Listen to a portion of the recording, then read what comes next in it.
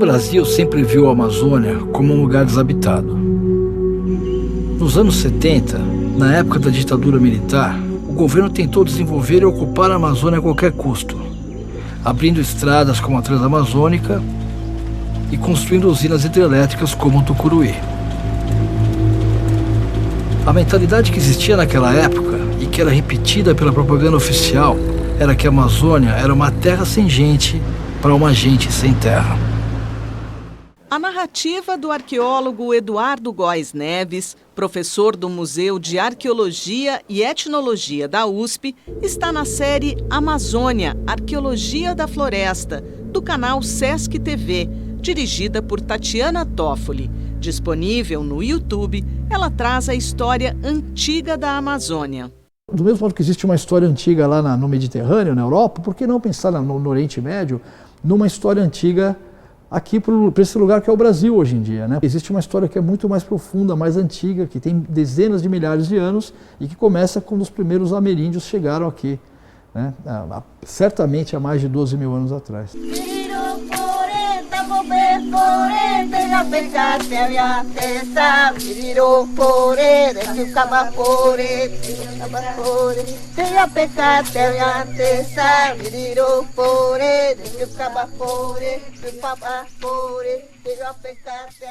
No Repórter Eco especial de hoje, conheça o livro que conta a história da Amazônia Antiga e veja também: o que esperar do Brasil na área socioambiental em 2023? O novo presidente Luiz Inácio Lula da Silva vai enfrentar grandes desafios para cumprir promessas feitas como desmatamento zero e proteção das terras indígenas.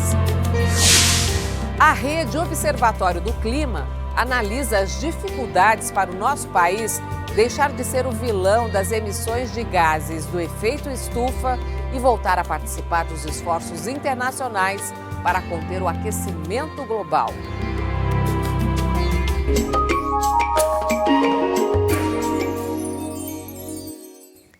O que esperar do Brasil na área socioambiental em 2023? O novo presidente Luiz Inácio Lula da Silva prometeu que o país vai retomar o protagonismo na luta contra os desmatamentos, na preservação da biodiversidade, dos biomas e na proteção das terras indígenas. Mas não faltam desafios para a promessa virar realidade.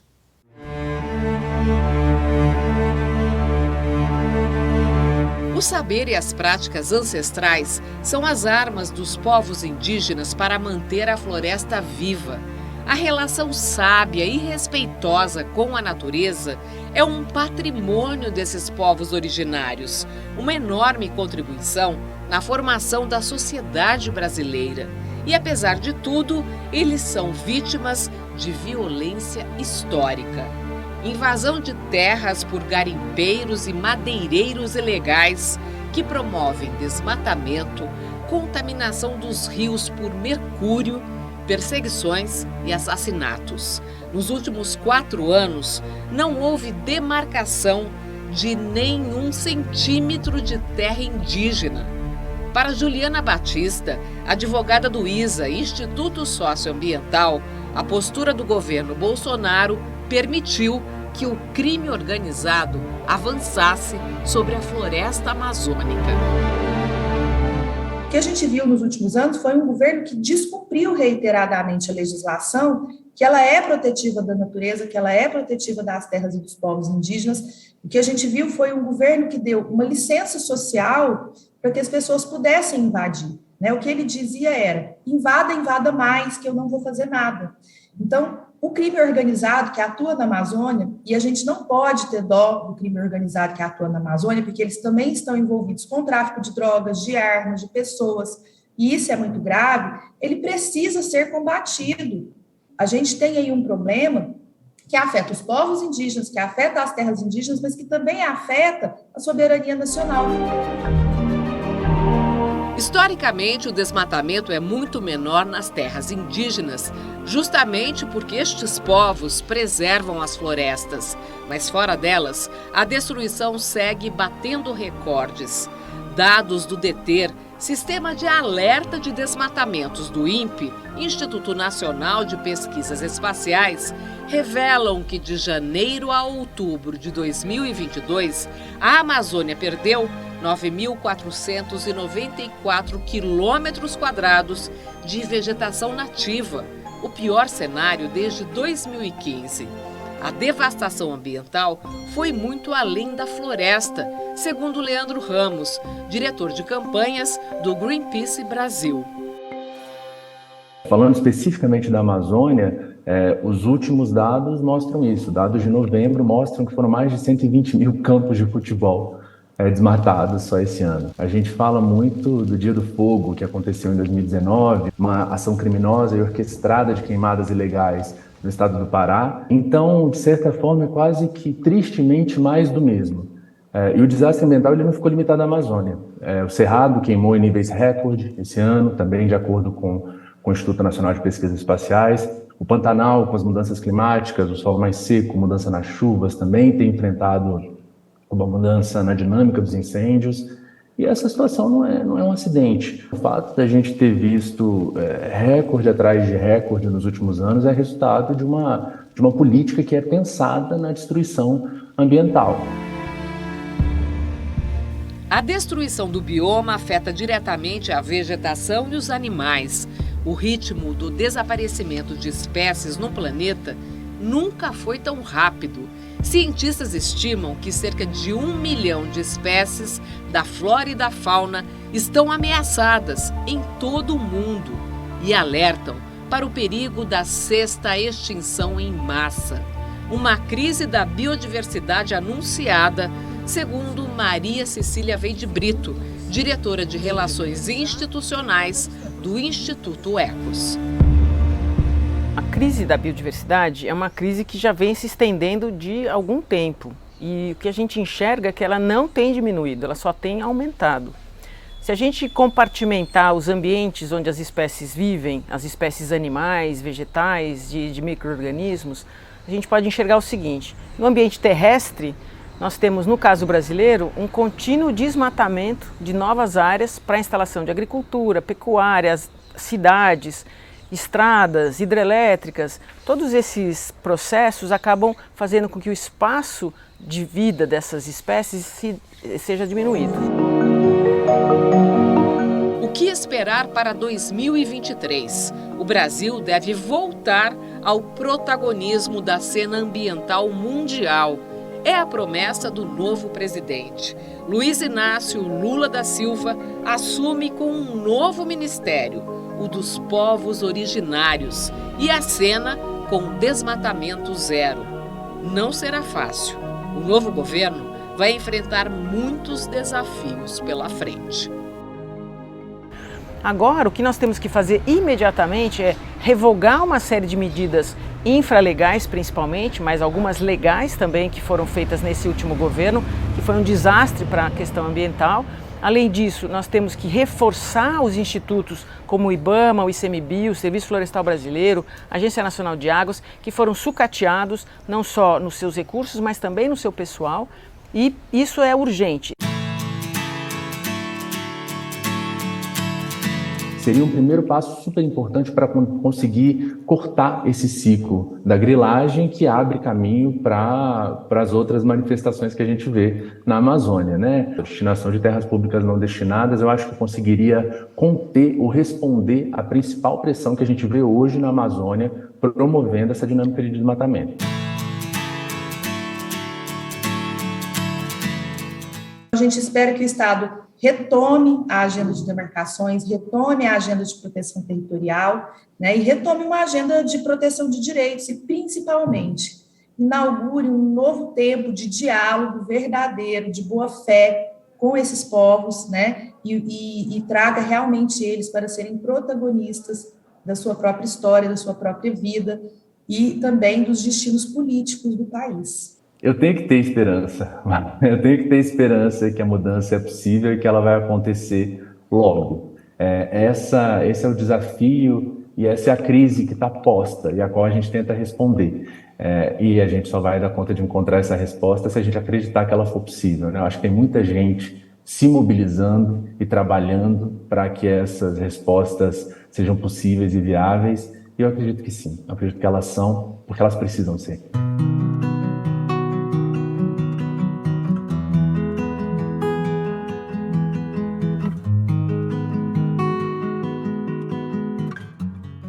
E aguarde, porque você vai ver logo mais aqui no Repórter Eco. A rede de ONGs Observatório do Clima acredita que o grande desafio em 2023 é o Brasil deixar de ser o vilão das emissões e voltar a participar dos esforços internacionais para conter as mudanças climáticas.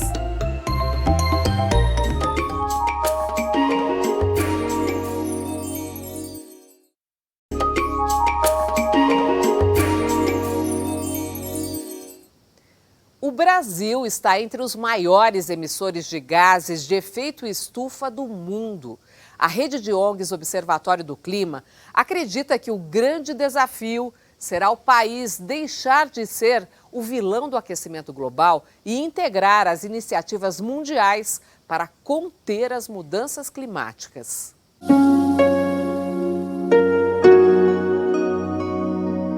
Em 1972, a primeira reunião mundial da Organização das Nações Unidas, com chefes de Estado de mais de 100 países, entre eles o Brasil, aconteceu na capital da Suécia, Estocolmo. A Conferência da ONU sobre o Meio Ambiente Humano foi um marco para a história ambiental global. Discutiu temas como desenvolvimento sustentável, mudanças climáticas, qualidade da água, uso de agrotóxicos, além de políticas de preservação dos recursos naturais.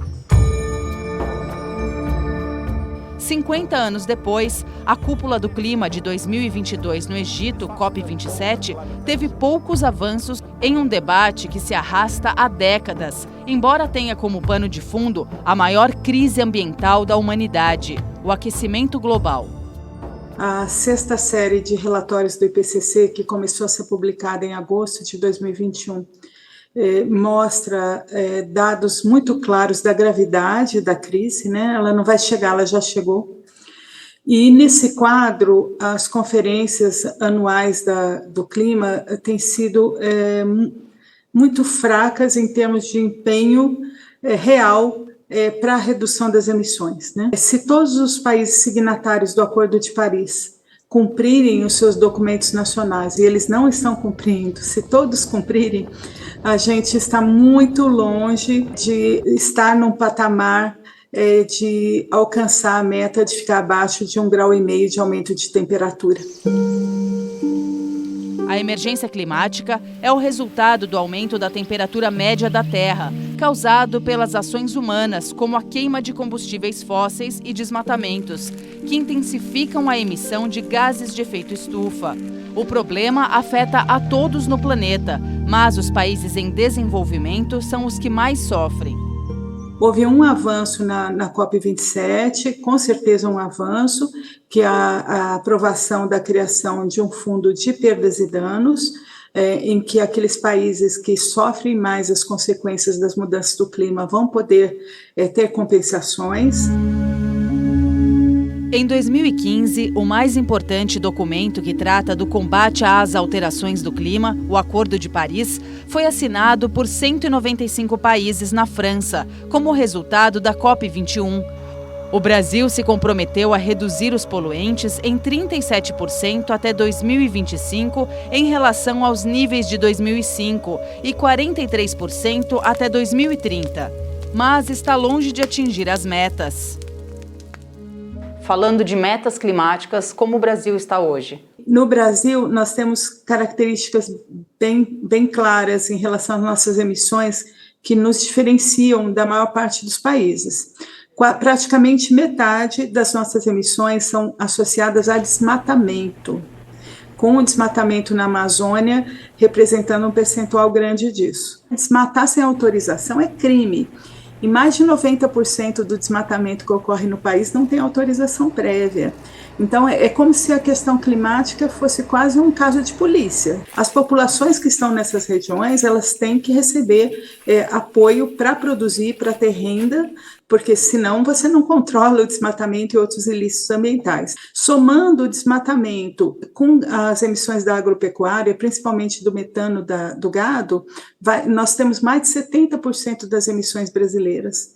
Então, nós podemos atuar em relação à agropecuária? Também podemos. Quais, assim, os principais desafios do próximo governo e quais devem ser as prioridades? O financiamento, ele deve não apenas para o que os órgãos ambientais federais fazem, mas para ações ambientais nos diferentes ministérios. Então, a agricultura tem que cuidar de meio ambiente, a infraestrutura tem que cuidar de meio ambiente, o Ministério das Minas e Energia também. A política ambiental, ela tem um locus principal, que é o Ministério do Meio Ambiente e suas autarquias, no plano federal, mas ela precisa ser entendida como uma questão que perpassa toda a atuação governamental. Não há tempo a perder. Para enfrentar a grande crise global, é preciso que sejam implantadas ações integradas e que, ao mesmo tempo, cada país faça a sua parte. Eu acho que a comunidade internacional também não deve ficar refém desse ritmo das conferências do clima do final do ano.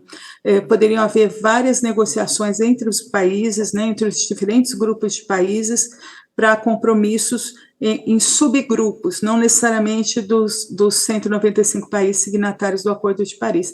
Com isso, provavelmente, quando chega no final do ano, na Conferência do Clima, você consegue avançar mais em resultados. Então, eu sinto falta de, durante o ano, também enxergar esse empenho em não precisar esperar uma vez por ano, sentar 15 dias para debater. Isso tem que ocorrer, mas tem que ocorrer muito mais do que isso. Realmente, nós estamos devendo para as futuras gerações, nós não podemos mais enrolar.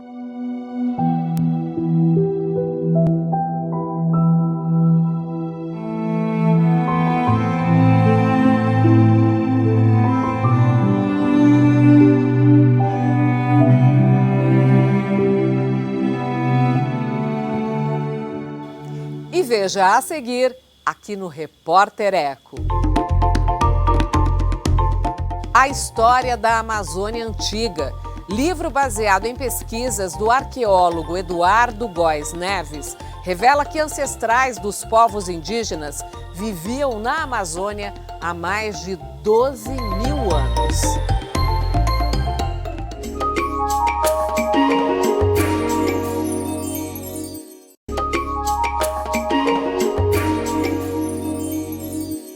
A história da Amazônia Antiga é mais rica do que se pode imaginar. Ela é contada em livro a partir de pesquisas do arqueólogo e professor da Universidade de São Paulo, Eduardo Góes Neves. Estudos indicam que a ocupação da floresta chega a 12 mil anos. Ancestrais dos povos indígenas que viviam ali são parte importante da criação da biodiversidade que atualmente tentamos preservar.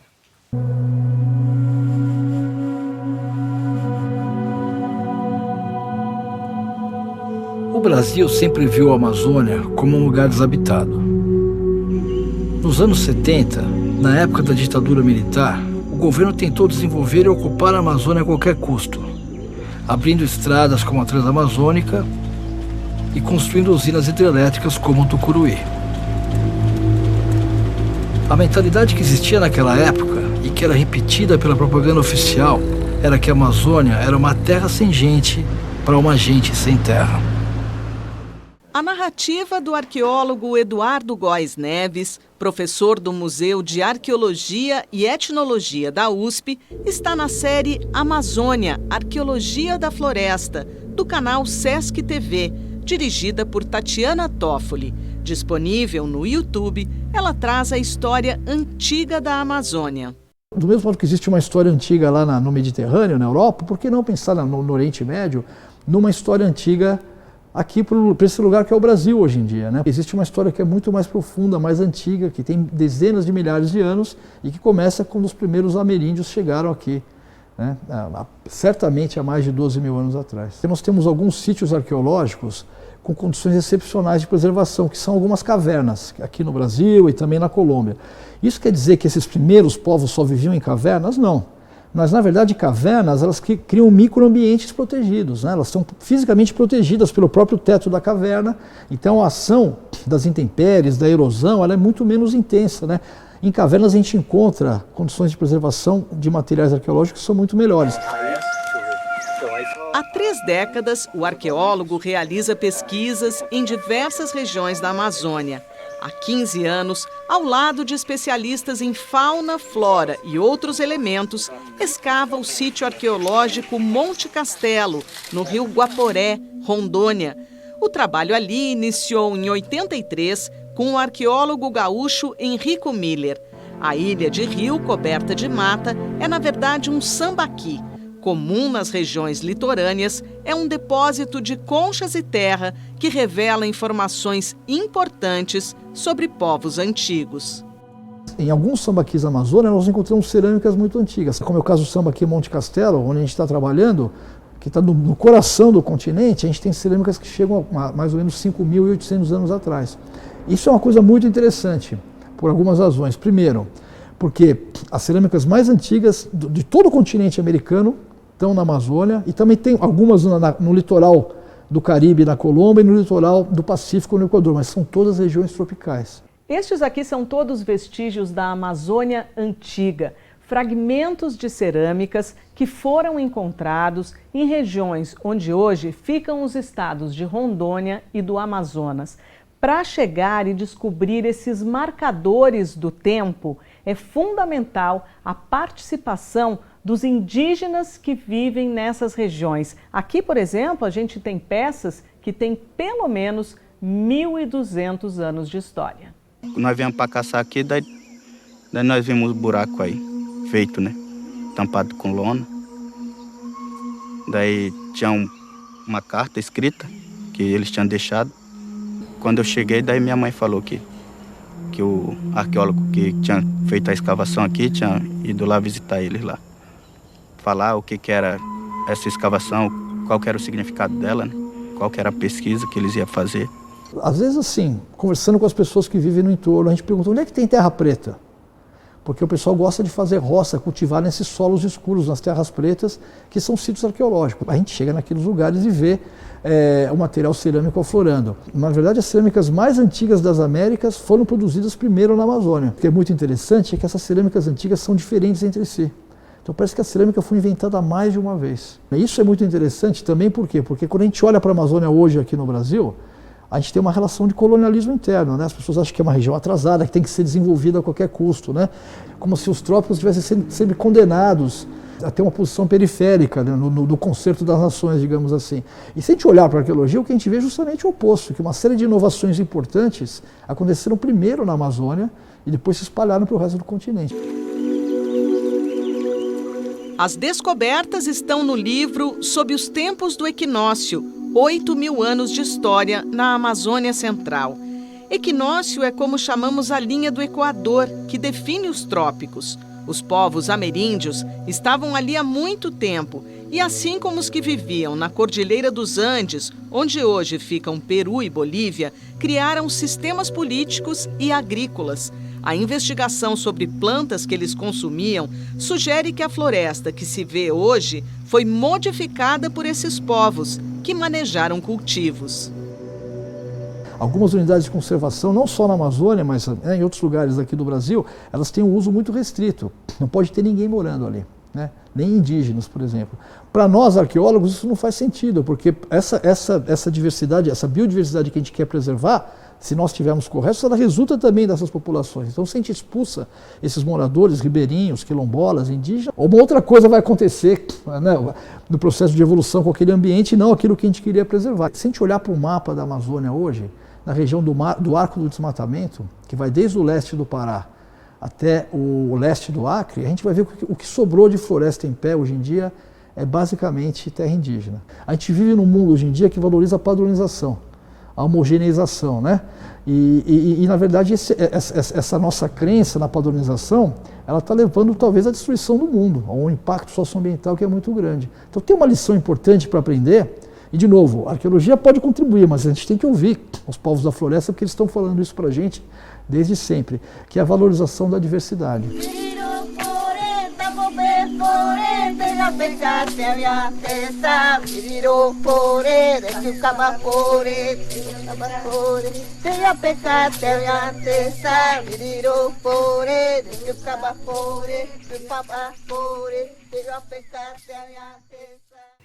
E o Repórter Eco especial de hoje fica por aqui. A nossa equipe espera que em 2023 a humanidade afaste o risco de um colapso mundial e caminhe em direção a um futuro mais sustentável e pacífico para todos os seres vivos da Terra. Até o próximo programa!